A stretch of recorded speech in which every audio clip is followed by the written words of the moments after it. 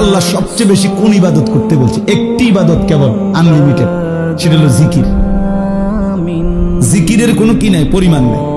প্রতিদিন 10,000 বার জিকির করলে যথেষ্ট না এমন কথা নাই, আবার 1000 বার করলে হইছে না এমনও নাই। জিকির একমাত্র আনলিমিটেড, মানে হিসাব ছাড়া করতে থাকো। কাসীরা উযকুরুল্লাহ যিকরান কাসীরা। কিন্তু নামাজ, এটার হিসাব আছে। রোজা, এটার হিসাব আছে। যাকাত, এটার হিসাব আছে। হজ, এটার হিসাব আছে, ঠিক না?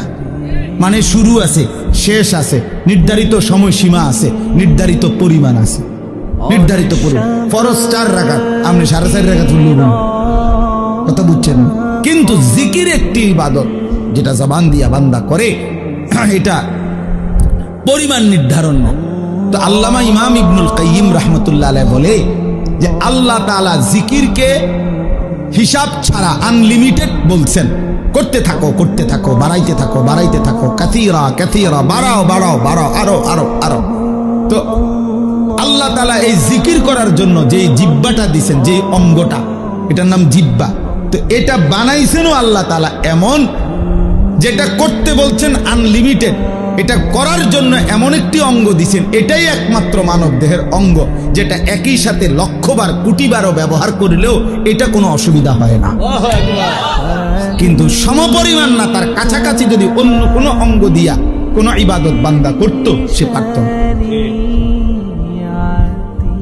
যেটা আল্লাহ যেমন দিছেন ওইটার জন্য অঙ্গটাও দিছেন কি, এখন মনে করেন 1000 বার আমি বললাম আপনা করে সুবহানাল্লাহ পড়েন, তবে শর্ত হইল আপনারা প্রত্যেকেই এই প্রত্যেকবারে একবার হাত উঠাইবেন, একবার হাত নামাইবেন। এটা হলো আইন।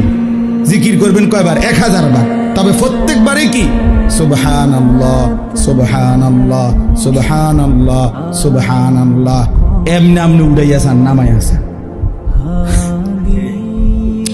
বুঝেন নাই কথাটা?